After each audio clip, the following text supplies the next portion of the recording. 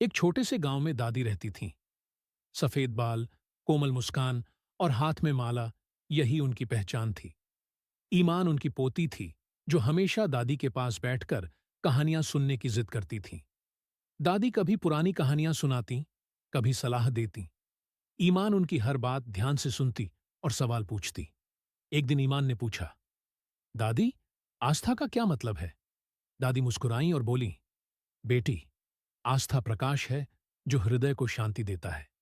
जैसे अंधेरे कमरे में दिया जलता है, वैसे ही आस्था व्यक्ति के जीवन को प्रकाशित करती है।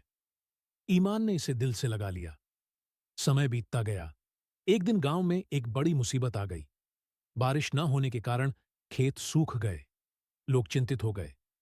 ईमान ने दादी से कहा, आप हमेशा प्रार्थना की शक्ति की बात करती हैं, क्या हम सब प्रार्थना करें?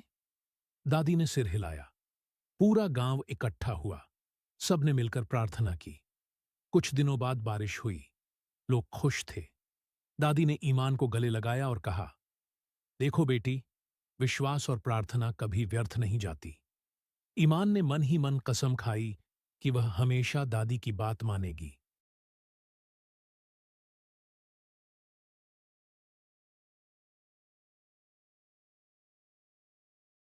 ईमान की सबसे अच्छी दोस्त उसकी दादी थीं। जब भी वह स्कूल से थकी हुई घर आती, तो सीधे अपनी दादी के कमरे में चली जाती। दादी अपने कांपते हाथों से उसके बालों को सहलाती और कहती, मेरी गुड़िया, जिंदगी में सब कुछ बदल सकता है, लेकिन प्रार्थना और प्यार कभी पुराने नहीं पड़ते। एक दिन ईमान की परीक्षा नजदीक आ रही थी, लेकिन वह बहुत चिंतित थी। उसने कहा, दादी, मुझे डर है, मैं फेल हो जाऊंगी। दादी ने उसे गले लगाया और कहा, बेटी, अपने दिल से डर निकाल दो, कड़ी मेहनत करो और सच्चे दिल से प्रार्थना करो। भगवान तुम्हें कभी अकेला नहीं छोड़ेंगे। समय बीतता गया। परीक्षा का दिन आ गया। ईमान ने प्रार्थना की और चली गई।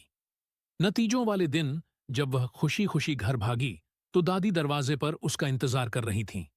ईमान ने उसे गले लगाया और कहा, दादी, मैं सफल हो गई।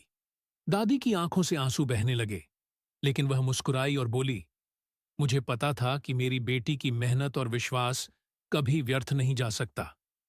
उस दिन ईमान को समझ आया कि सफलता सिर्फ किताबों से नहीं, बल्कि दादी माँ की प्रार्थनाओं और विश्वास से भी मिलती है।